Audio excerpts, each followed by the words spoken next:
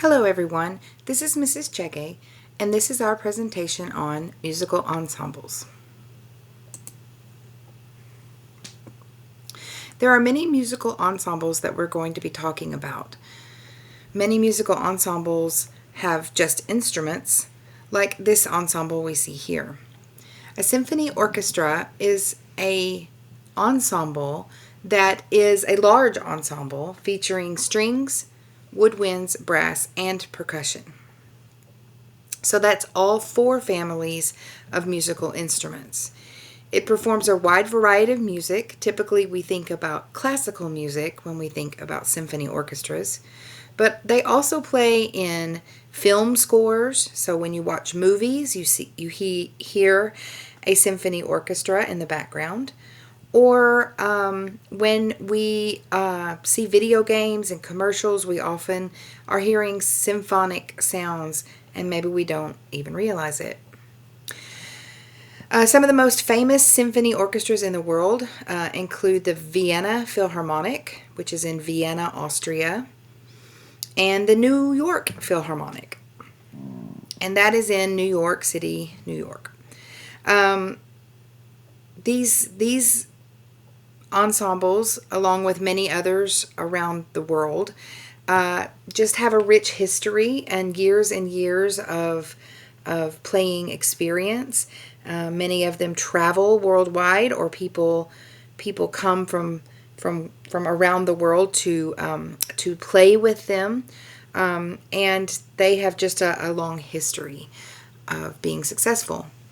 A lot of times we think of iconic classical music when we think about symphony orchestras, like Beethoven's Symphony No. 9, or something like John Williams' music from Star Wars, excuse me, Star Wars. We often have a emotional connection to the music that comes from a symphony orchestra when we become more familiar with it. This is a version of John Williams' Star Wars soundtrack. It is something that you will probably recognize if you have heard Star Wars at all or watched Star Wars at all. This is the Imperial March, which happens to be Darth Vader's theme. The conductor you see here in the performance is actually John Williams. It is the conductor. The composer is actually stepped in to be the guest conductor. So he adds a lot of emotion because he has a strong connection with the music because he wrote it when he was a younger man. So let's take a listen to this symphony orchestra. Pay attention to some of the instruments you see. You will see violins and violas, cellos and double basses for the strings. You'll see a variety of woodwinds, flute, clarinet, oboe, and bassoon. For the brass instruments, you will see trumpets, French horns, trombones, and tubas. And then we'll see a wide variety of different percussion instruments in the back of the orchestra.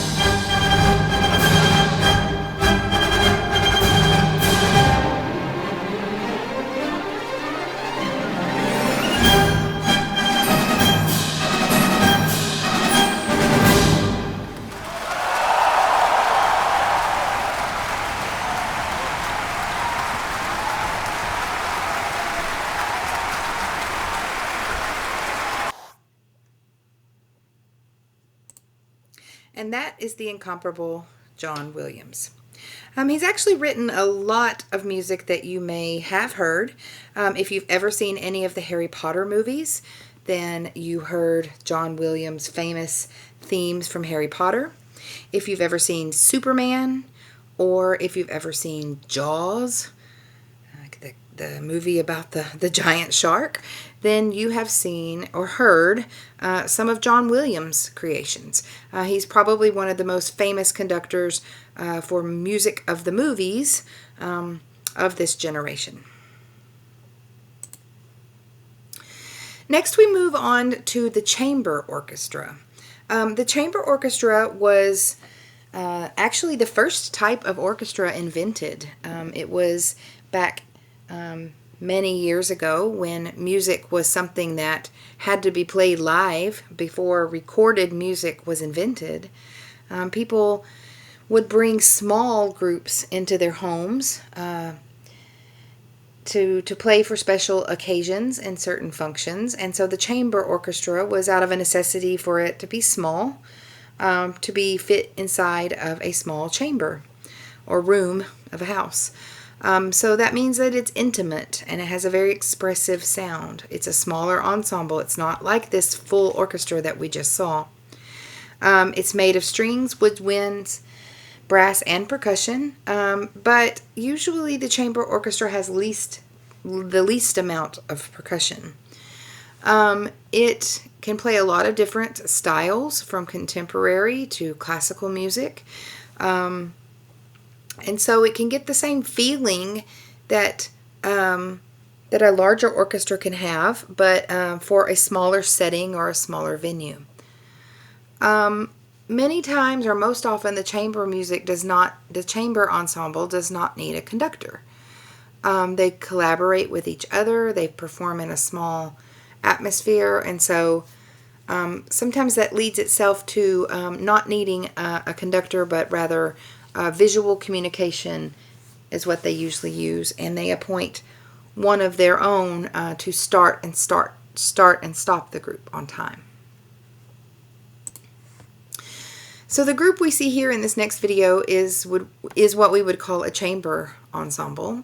You see that there are mostly just strings in this ensemble. Before some instruments were invented, this type of group would have been the most common type of orchestra. Certain brass instruments didn't come around until the late 1800s, and certain percussion instruments didn't come around until much later. Even woodwind instruments were developed a lot better during the late 1700s, and so orchestras from the late 1600s and early 1700s typically were just all strings and possibly a timpani drum. So this is a very famous piece of music. It's called Spring. It's in a collection of music called The Four Seasons, and The Four Seasons was written by a composer named Antonio Vivaldi. He was a violin player and a composer and a teacher, and he wrote the music for his student orchestra to play. And so this particular piece has a really, really hard violin part, and it was thought that he had probably a particular student in mind, maybe a very, very talented violinist that was able to play the solo parts very well. And so hope you enjoy Antonio Vivaldi's Spring.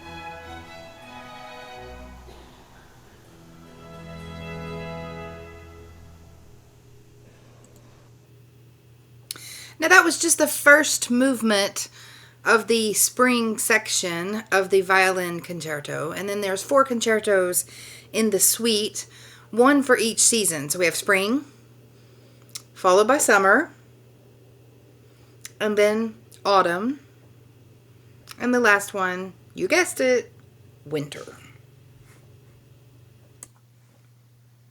Another type of chamber ensemble, smaller than the chamber orchestra, is something like a string quartet. The string quartet was really popular back before brass instruments became more popular. Now the brass quintet is a very popular type of chamber ensemble as well. But quartet means 4. And so the string quartet would be 4 musical voices, 4 strings. It's 2 violins. They each play different parts, different music from each other. 1 viola, which is just a little bit bigger than a violin. And then a cello. And the cello creates the bass part. It is smaller than a double bass. A double bass would be a little too big and a little too loud, and would overbalance the very small amount of higher instruments. So the cello just fits perfectly in the bass role for the string quartet. The string quartet was popular because it could be played in a smaller room. It was just 4 people to hire. So it was cheaper for people to hire just a quartet, and it was very portable. It was very accessible.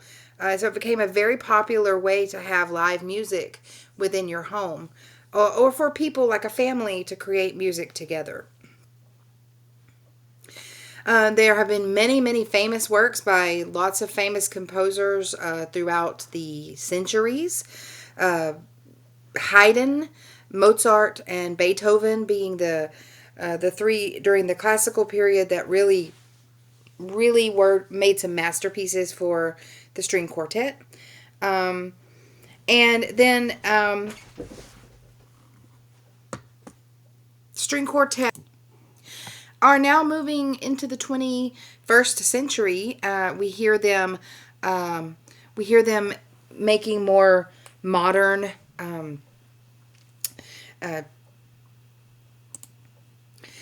music with a classical vein, like taking popular songs from today and giving them a classical twist that has become kind of a new genre for the string quartet, kind of popular online. So an example of this is here. I've wanted to give you an example of what I'm talking about. So this is actually a Coldplay song, "Viva la Vida." It's a one of Coldplay's biggest hits. It's not brand new, but you'll probably recognize it. But it's not originally written for a string quartet. It actually is a rock song. But songs like this, probably through shows like Bridgerton and things like that on some of the streaming sites, have kind of mixed in popular styles, today's popular styles, with a story from a long time ago, and it's kind of interesting to see two time periods clashing together. So let's take a listen.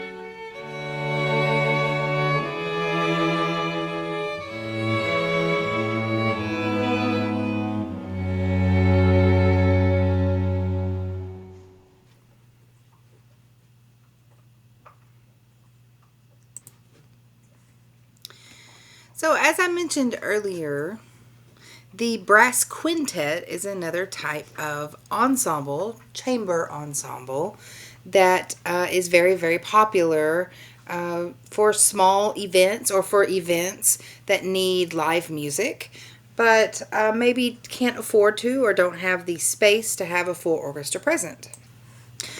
The brass quintet featured here in this picture is the Canadian Brass, and we're going to hear a little bit from them in just a moment. So the brass quintet consists of two trumpets. Again, like the two violins in the string quartet, sometimes they'll take the highest instrument and double it. So the one instrument plays higher notes, and the second instrument plays a little bit of a lower harmony, but they're both representing treble. And then we have the French horn. That's the circular shaped instrument. French horn has a really mellow tone, so it really blends well with the brass instruments. It gives it a very nice middle tone. Then you have the trombone, which is the one with the slide.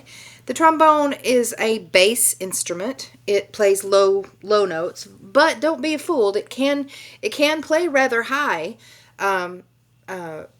As well. So, but it really shines in the lower register.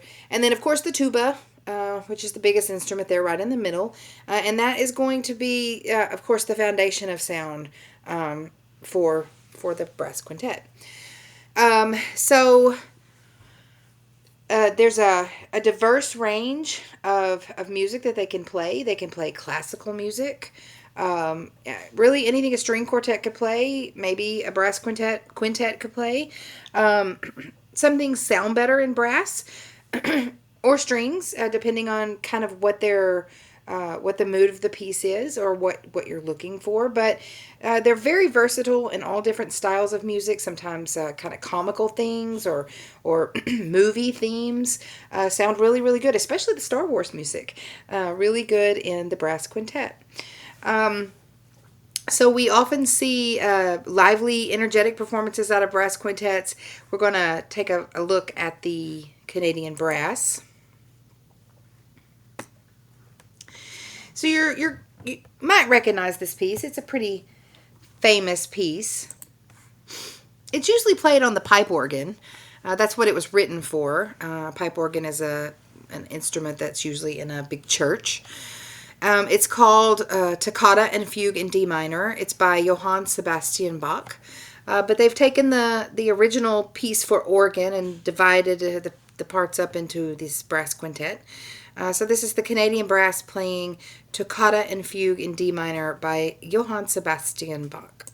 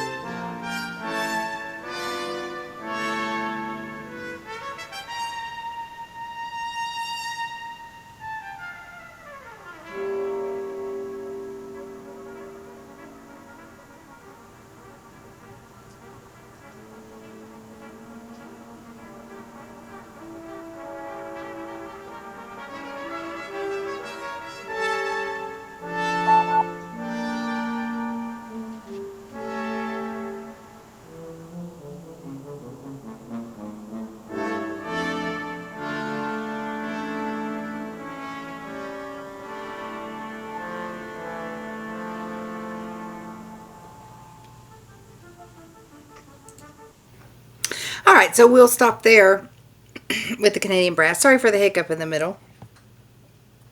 I had a phone call I had to pause for. So let's move on. So here's the comedy I was talking about. Sometimes brass quintets will bring a little bit of comedy to the stage.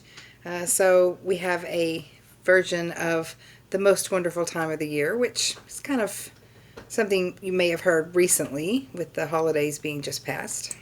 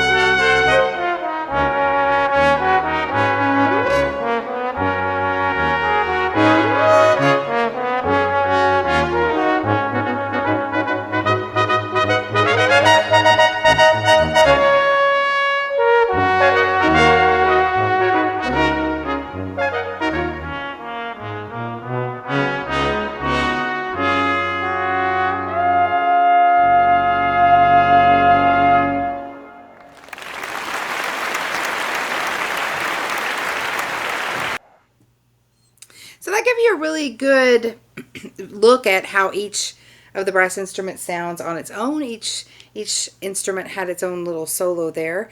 So it was really interesting to see the range of high to low between the all the different instruments in the brass quintet.